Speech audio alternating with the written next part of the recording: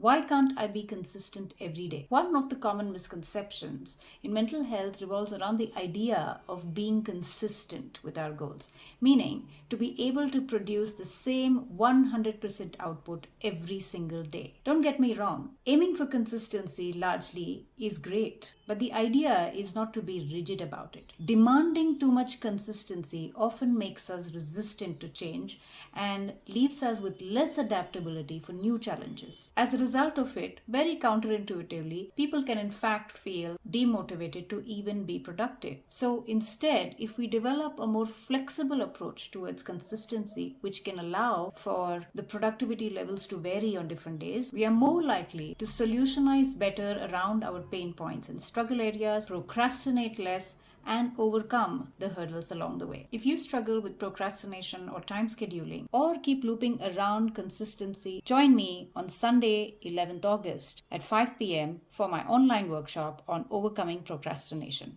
and bust some of these myths along with me.